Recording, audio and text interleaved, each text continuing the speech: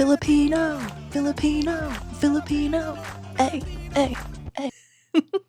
Now that I have your attention, hi, my name is Jada Desiree. I'm a second-generation Filipino-American that was raised in southern Texas. I've never been to the Philippines, but I know what it's like being Filipino-American, obviously. So naturally, I was curious about our history. I mean, we have the largest population of Filipinos outside of the Philippines, so I wanted to know, and I'm sure if you clicked on this video, you want to know too, how long Filipinos have been here exactly and how we've contributed to American history and culture and society as we know it today. And oh boy, is it a lot. So let's dive down this rabbit hole together and go through a brief summarized timeline of Filipino-American history. Trust me, they didn't teach us most of this in history class. So grab a drink, grab a snack, or just sit back and listen, and let's dive in to history. All right, let me just get comfy because this is a lot of information. So the reason why October is Filipino-American History Month is not just because October is awesome and it's Halloween, but on October 18th, 1587, the first Filipinos arrived in what's now known as Morro Bay, California, and they docked as a part of the Manila Galleons. If you don't know what the Manila Galleons were, they were basically a bunch of Spanish-owned trading ships that would go between the Philippines and Mexico, trading goods like silk, spices, and porcelain. For 250 years, this trading route was active. 4 of every 5 of the ship workers were Filipino. These men were seen as a jack of all trades and as the manpower of the ship, which makes total sense because our ancestors were voyagers. We were voyagers! And they would serve as like deckhands, scrubbing, cleaning, or working the masts, or as security guards when they would go on excursions. So Filipinos docked as part of the Manila Galleons on a ship named Nuestra Señora de Buena Esperanza. I'm so sorry if I butchered that, but they were working under a captain named Pedro de Unamuno. In 1996, Captain Unamuno's logs were actually published by Eloisa Gomez Barra, a member of the Filipino-American Historical Society, which we'll talk more about later. But at least 8 Filipinos were mentioned in these logs, and they were called Indios Luzones. So before they even docked the ship, everyone noticed that there were people looking at them from the top of this hill, but still Captain Unamuno was like, we're gonna take a quick 3-day pit stop and we're gonna claim this land for Spain. Okay. When the ship first docked, Captain Unamuno released a landing party of 12 armed soldiers, some of them were Filipino, a priest with cross in hand, sus medio seb, and 2 armed Filipino soldiers at the front with swords and shields, and this was their formation for their 3-day excursion. The first 2 days were pretty uneventful, but on that last day, October 20th, the group encountered the Native American Chumash people, which I think were the people that were looking at them before they actually docked, and a fight somehow happened. 2 of their people actually ended up being killed, 1 Spanish soldier and 1 unnamed Filipino man that was killed by a javelin, which is those spears that you throw. Yeah, I didn't know those had a name. I thought they were just called spears. But after their 2 soldiers were killed, the remaining Filipino soldiers actually negotiated with the Chumash people and had a peace offering for them of food and clothes. And the Chumash people let them go, and everyone went back to the ship and went to Mexico. And that was Filipinos' first time in America. Granted, I know it was a quick 3-day pit stop and that California wasn't actually colonized until 1850, but still, it's so crazy to me that this happened 20 years before Jamestown. I wonder what happened during the negotiations between Filipino soldiers and the Chumash people. Like, what were their conversations like? Today, there's a landmark in Morro Bay that marks where the first Filipinos arrived, so if you're in the area, definitely go check it out. I wish I had when I lived in California, but I'll come back and visit it for sure. Filipinos have been here, and yet we're so overlooked as a part of history, and this is just the beginning. Remember how I said 4 out of every 5 workers in the Manila Galleons were Filipino? Well, some of those people actually escaped the galleons and formed the first Asian American settlement called St. Malo in Louisiana. And the Filipinos in St. Malo were called Manila men, and they built a self-sustaining fishing village on stilts on top of St. Bernard's Parish near New Orleans. New Orleans? New Orleans? New Orleans? The exact year that St. Malo was established is kind of unknown. Some people think it was in the 1760s, but others are saying it's in 1882. But either way, St. Malo was a melting pot of cultures, with Filipino, African, and Spanish influences. St. Malo had self-governance, which basically means that they were responsible for themselves. There was no official government, and they were operating completely outside of European colonial control, which was crazy at this time period if you think about it. St. Malo was known for their resistance to oppression and slavery, and even interacted closely with Native American tribes and escaped slaves. And St. Malo operated like this, completely independent, for almost 100 years until the 1915 New Orleans hurricane that completely destroyed the village. Years after St. Malo was destroyed, another Filipino settlement was formed called Manila Village, and they were established on Barataria Bay. Manila Village was known for their shrimping, and they actually introduced the dried shrimping industry that we know today. But sadly, Manila Village was also destroyed by a hurricane, Hurricane Betsy, in 1965. There is a historic marker for the Manila Village that was unveiled in 2012 and now sits at the Los Islenos Historic Village. The St. Malo marker was actually installed in just 2019 and now is at John Lafitte Town Hall, an hour away from the Manila Village marker. Some residents that were a part of the first Filipino social club in Manila Village are actually buried in a community grave in St. Vincent Paul Cemetery in New Orleans. And this grave was sadly really badly damaged in Hurricane Katrina. There was actually a contract that was signed in January of 1896 that's supposed to give money to the members of the Filipino Society to make any repairs to any damages on the grave, but sadly this contract isn't being honored to this day and the repairs still haven't been made. I actually reached out to their Facebook group for any updates, but one of the representatives told me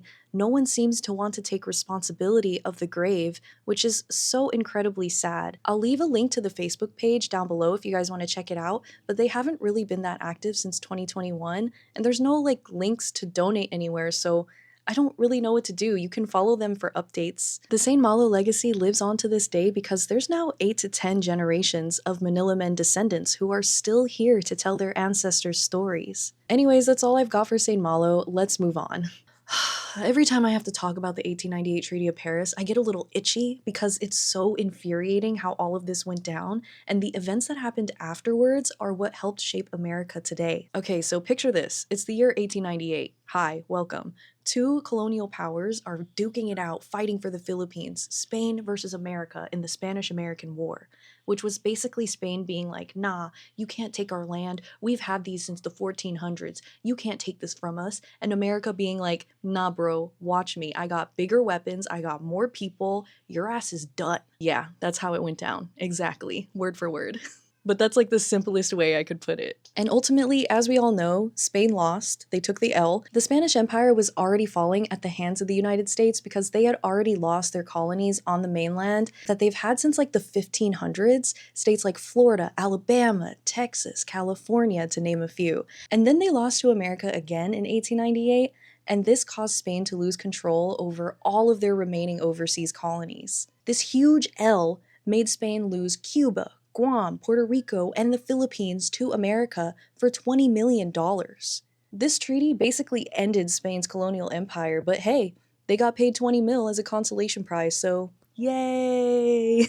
Oh, and never mind that the US was also annexing Hawaii at the same time. They were overthrowing the Hawaiian government on July 7th, 1898. And this is a whole other rabbit hole we can go down another day. America was really out here trying to collect all of the Pacific Island nations like we're Infinity Stones or something. And never mind that each of these nations have their own ancient history and have been fighting for their own independence for a really long time. But here comes America sweeping in to save the day. Negotiations for the treaty began on October 1st, 1898, and there were no representatives from any of these island nations as their futures were being discussed and decided for them. The First Philippine Republic tried sending one of their lawyers, Felipe Agoncillo, to at least witness the treaty, but he was denied access. He was denied access to just stand there and witness the treaty. You have to imagine how Filipinos felt at this time because America had just helped them out in the Spanish-American War and promised Filipinos independence if they helped them, and then they were denied access to be just in the room while negotiations were happening. So yeah, understandably, Filipinos felt betrayed and angry because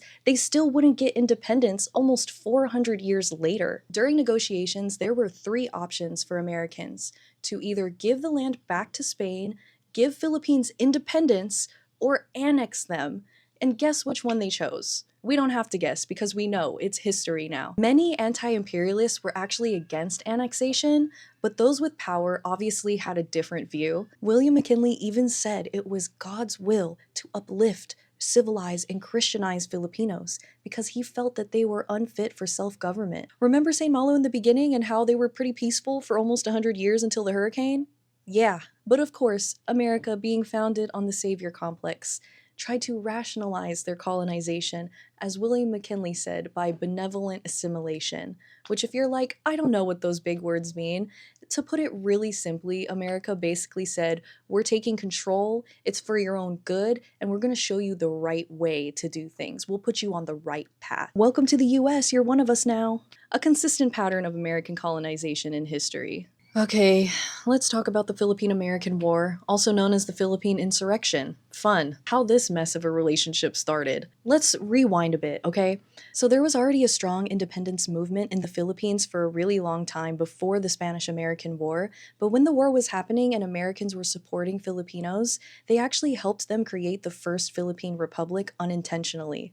The US supported revolutionaries led by Emilio Aguinaldo at the time. At first, many Filipinos believed that Americans were coming to liberate them and to help them out. And then it became clear the intentions of the US when the Treaty of Paris happened and the US ended up annexing the Philippines. So when the Treaty of Paris was signed in 1898, it actually wasn't going to be officially valid until February 6, 1899.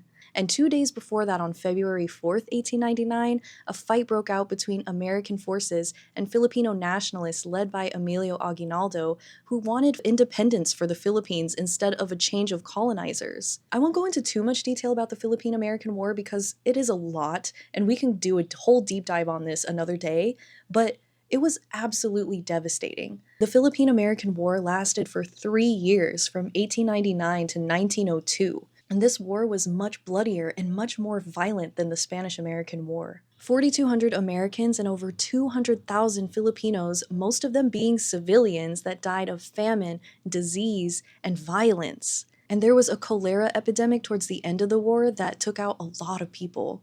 So to sum it up basically, during the Spanish-American War, Filipinos fought alongside Americans thinking they're cool, they're gonna free us, they said they're gonna free us. And then America wins, negotiations for Treaty of Paris happens, and during those negotiations, America changes their mind, and they're actually like, we don't think you guys can govern yourselves, so we're just gonna take over for you and make you one of us. And that led to Filipinos feeling betrayed, understandably, and that started the Philippine-American War. Whew. You got it? Got it. So all of that leads to the 1916 Jones Act, also known as the Philippine Autonomy Act. So this is basically how the Jones Act plays out. This is America. Oh my god, I'm so sorry you thought you were gonna get independence immediately after the Spanish-American War, and we just had this really brutal war against y'all and killed 200,000 of you, but we're gonna give you independence as soon as you can show us that you have a stable government. I mean, it's like the Philippines was a teenager to the United States and they were the parent, basically saying, you can't have your freedom just yet. You gotta prove you're responsible enough. What? Even though there's been revolutions in the Philippines and the first Philippine Republic was created and they made the Philippine Declaration of Independence, which America ignored, does that not prove that the Filipino people could organize and govern themselves already? Because that sounds like it to me. The bright side of all of this is that the Philippines was finally granted independence, ironically, on July 4th, 1946. The Jones Act of 1916 was at least a step towards decolonization, at least providing a transition from a US colony to a self-governing territory to then finally an independent nation.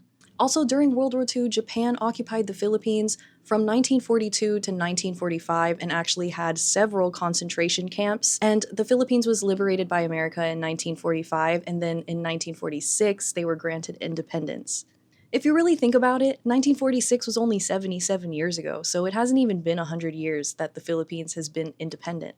Some of you may even have grandparents or great-grandparents that might have been alive during that time. Okay, I just want to rewind a little bit because there's something that happened in 1904 that we have to talk about, and to put it in a little bit of context, it was a really weird in-between time for Filipinos. Americans were starting to build their military bases, their schools, having educational reforms, putting their nursing programs in, which we'll talk about later. It was just a wild time in the Philippines. No one really knew what was going to happen until the Jones Act of 1916. The Philippines didn't know how long the US would be occupying them, so the future was really uncertain at this time. time, and a lot of Filipinos, of course, were still fighting for their independence. So while all of that was going down in the motherland, the 1904 World's Fair was happening in St. Louis, which was a fair to celebrate the 100th anniversary of the Louisiana Purchase.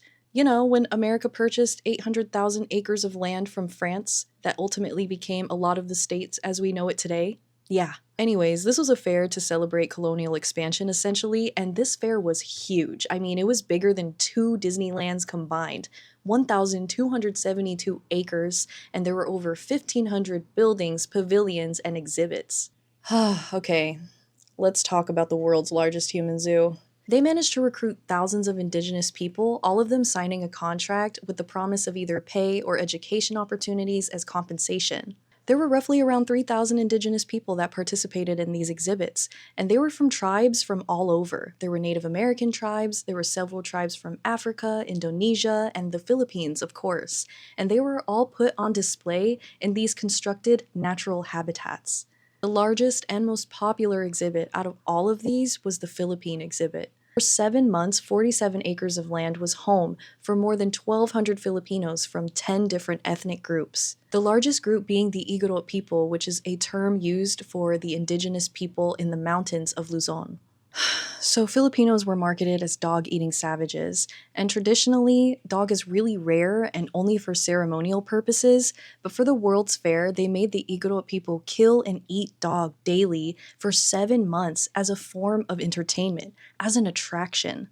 This is just my personal belief, but I believe that this is where the stereotype that Asians eat dog actually comes from. This is so wild to me because as a Filipina that grew up in the middle of Texas, I was often the only Asian kid in my class, and people would ask me if I ate dog so much in my childhood that it became a core memory for me. So it's so crazy that I might have possibly found the source of that stereotype. Why did they have human zoos, you ask? So, as I mentioned in the beginning, for context, the US just recently bought the Philippines for $20 million at the time, and William Howard Taft, the Governor General that represented the US government authority in the Philippines, was actually also the overseer of the Philippine exhibit. Taft definitely used this position as an opportunity to justify US colonial presence and as a way to attract American businesses to invest in the Philippines. Taft's involvement was a part of a bigger effort to help shape public opinion about the Philippines as a new US colony. See, on the outside, this fair may have looked like it was trying to connect Western cultures around the world, but it was actually further pushing the narrative that Western cultures were somehow superior and non-Western cultures and indigenous cultures were seen as primitive and uncivilized and savage. There was little to no consideration of the dignity and rights of the indigenous people in these exhibits. I mean, people would stare, scoff, spit, gawk, throw things, take pictures of the indigenous people, and then sell those pictures as a souvenir. And if that wasn't enough, when an indigenous person would pass away in these exhibits, a Smithsonian anthropologist would take their remains to either collect them, study them, or just straight up incinerate them. I'm looking at you, Smithsonian. After the fair ended, a lot of Filipinos returned home, but some of them stayed and settled in St. Louis, and their descendants are still here with us to this day. They are living proof of this history.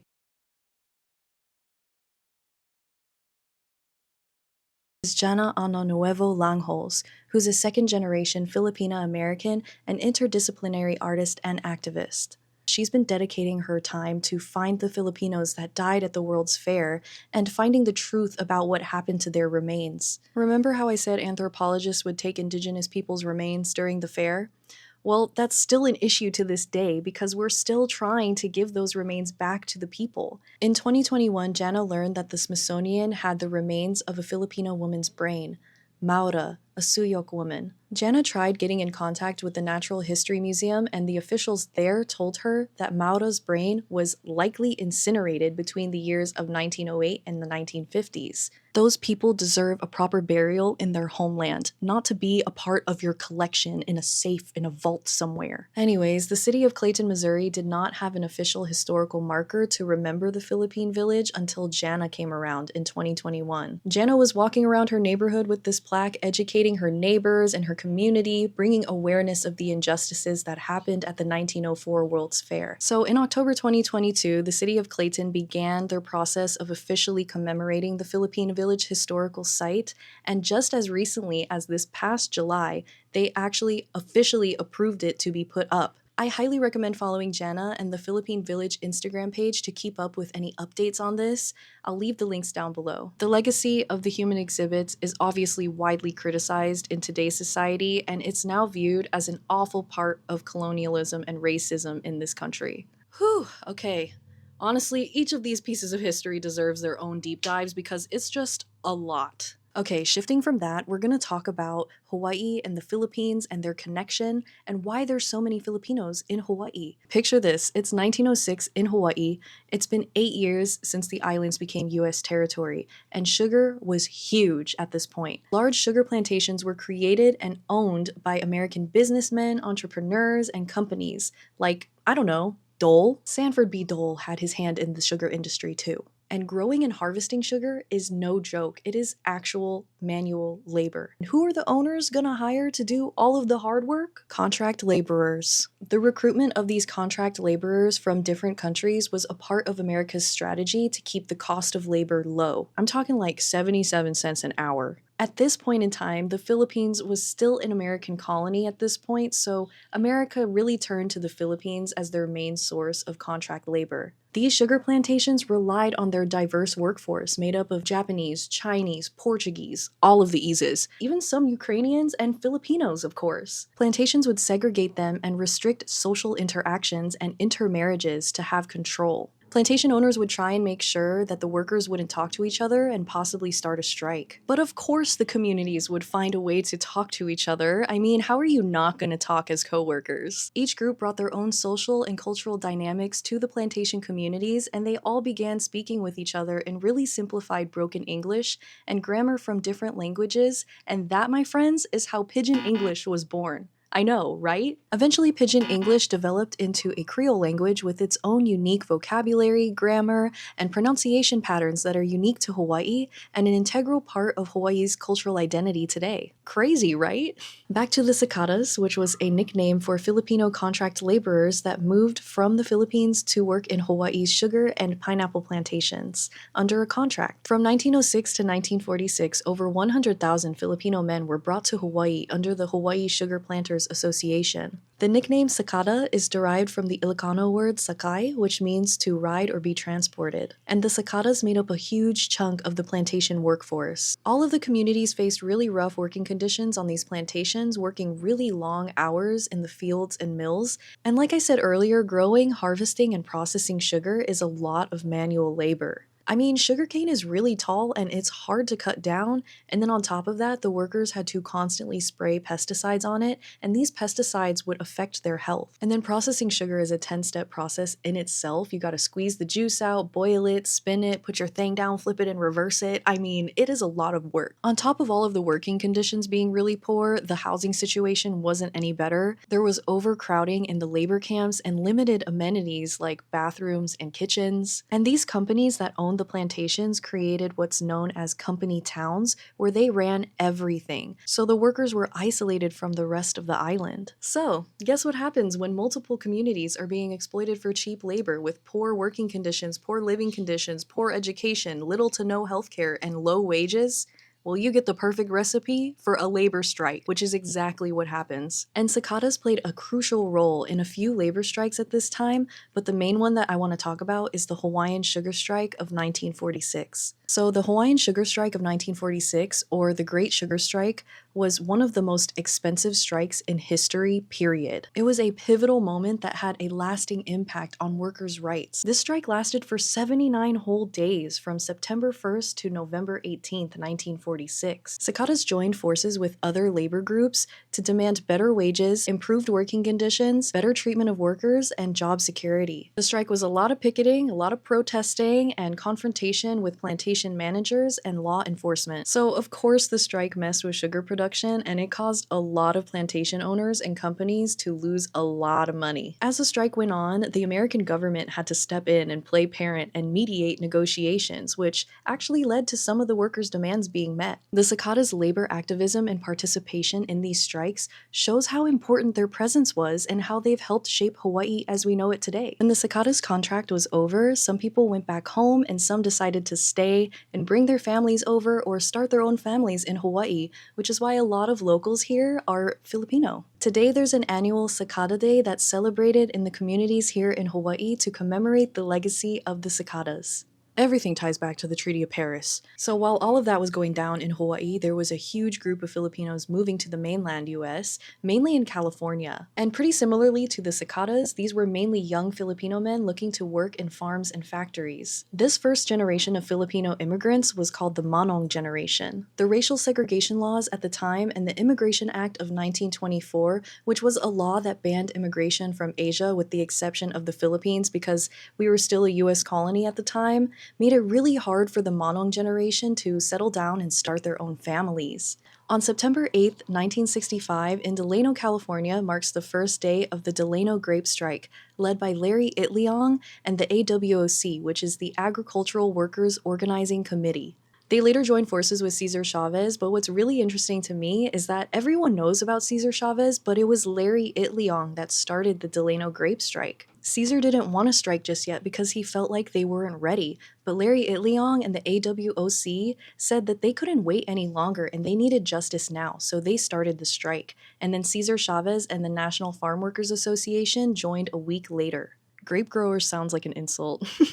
You grape grower. I just want to point out it wasn't like the workers decided to strike immediately. They did try to negotiate with the grape growers to raise their pay to at least minimum wage at the time. And the grape growers literally said, "No, we're not going to do that. You're easily replaceable." And that's what pushed Larry Itliong to start the Delano Grape Strike. 2,000 Filipino farm workers began dropping grapes on the ground instead of putting them in their proper packaging. Instead of a mic drop, a grape drop. And they began walking out because of, again, exploitation of farm workers, poor working conditions, and poor pay. Sound familiar? The strike was major headline news all across the nation because of the peaceful protesting, the marches, the community organizing, and the overall non-violent resistance. And I mean, protesters were getting arrested, beat up, and still the people of AWOC and the NFWA remained non-violent. And this went on for 5 years. During this time in 1966, Larry Itliong's Agricultural Workers Organizing Committee and Cesar Chavez's National Farm Workers Association actually fused and became the UFW, which is the United Farm Workers. And finally, in July 1970, an agreement was made between 26 major grape-growing companies, and they signed a contract with the UFW. This agreement was the very first of its kind, and it affected over 10,000 farm workers, and it improved their working conditions and their pay. I feel like people know and remember the name Cesar Chavez and know his story, but no one really talks about how it was Filipino-American Larry Itliong that started the Delano Grape Strike and convinced Cesar to join. These two communities coming together to create the UFW changed labor rights in America and the way that we protest forever. And just last year, in 2022, the state of California declared October 25th Larry Itliong Day. So the next topic on the timeline is going to answer the question, why are there so many Filipino nurses? This one I just recently learned about because, well, there's always been this stereotype for like generations now that Filipinos become nurses. But why? Well, it's not just because Filipinos are kind and caring people, although I'm sure that's a part of it, but the US has a long history with Filipino nurses going back to the early 1900s. Remember when I said there was an education reform and new schools were being built when America took over?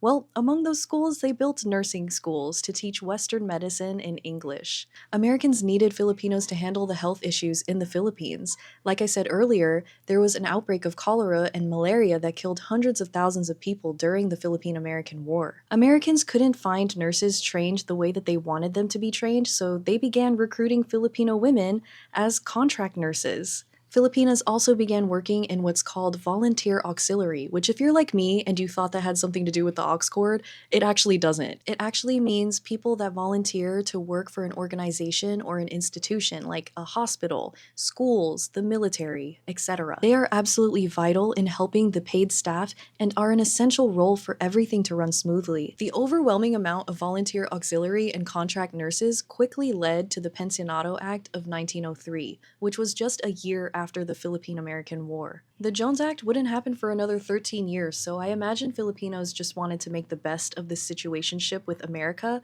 and I mean there wasn't much options until the Pensionado Act happened. The Pensionado Act was a government-sponsored scholarship program that would send Filipinos to the US for their education, mainly in medicine, engineering, and law. The students in this program were called pensionados, and they were from the Philippines' most elite families. The idea of this was to send the students to the States for their education, and then they come back to the Philippines and teach everyone what they've learned. I guess America hoped that this would in turn contribute to the Philippines' development and modernization. America was trying to show that they're different from Spain. You know, we're different. We're a different kind of colonizer. During this time, there was a lot of racism towards Filipinos, and just, you know, in general. Some Americans considered Filipinos becoming nurses for America as a great way to civilize Filipinos by creating a nurse workforce modeled after American standards. These pensionados were some of the first Filipinos to immigrate to major cities like Chicago, New York, Riverside, San Diego. And get this, how's this for a crossover? The first 100 pensionados worked at the 1904 World's Fair in the Philippine exhibit, giving tours to visitors for 3 hours a day. What? Yeah. Like, I knew that the fair and the pensionados were active at the same time, but it didn't occur to me that they worked at the fair as tour guides, while their indigenous people are an attraction, a zoo. Like, what? Anyways, where was I? Nurses! So a lot of pensionados stayed in the US once their studies were over, and in 1922, the Filipino nurses that were in New York established the Philippine Nurses Association, with the mission to help promote the well-being and professional growth of Filipino nurses. The PNA actually play a role in certifying nurses back in the Philippines. In 1948, the exchange visitor program began, and hospitals were sponsoring exchange nurses to work and study in the US under the program from Europe and the Philippines. This exchange program, unlike the Pensionado Act, wasn't specifically targeting Filipinos, but they took advantage of this opportunity because they were already being trained in American nursing for like decades at this point, so it just made sense. So the 1965 Immigration Act brought a whole new wave of Filipinos. This act ended a national quota that heavily favored European immigrants, which allowed for thousands of Filipinos to arrive as complete families under immigrant visas. Today, about 1 in 20 RNs in the States are Filipino. Filipino nurses have saved lives and been a part of the front lines in the American healthcare system for over 100 years now. I mean, chances are if you've been to a hospital, you've most likely been in the care of a Filipino nurse. So the reason why there's so many Filipino nurses is because of colonialism and the fact that America took advantage of our people to fill the roles that they couldn't fulfill. Okay, I want to talk about one last thing before we really wrap everything up, the Filipino-American Historical Society, or FANS. Founded by Dorothy Ligo Cordova and Fred Cordova, FANS saw that we needed to preserve and remember our history by honoring October as Filipino-American History Month in 1992, which was officially recognized by US Congress in 2009, which was just 14 years ago. Yay! Also, doesn't the Filipino-American Historical Society sound so badass, or is that just me? It just makes me wanna, yeah, go. Congratulations, we made it to the end of the timeline! Yay! I know that was kind of a lot of information, but it's so important to keep remembering this history, even the dark, depressing parts. Knowing our history and knowing our roots benefits us all and helps us heal as a community and sets us up for a better future so we don't make the same mistakes. Filipino-American history is American history, period.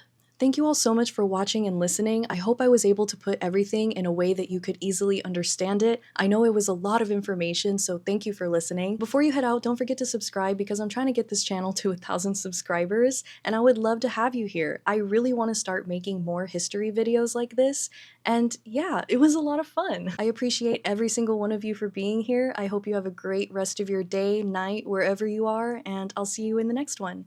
Bye! I've been filming for like 8 hours straight. I need to rest my voice. Oh my gosh.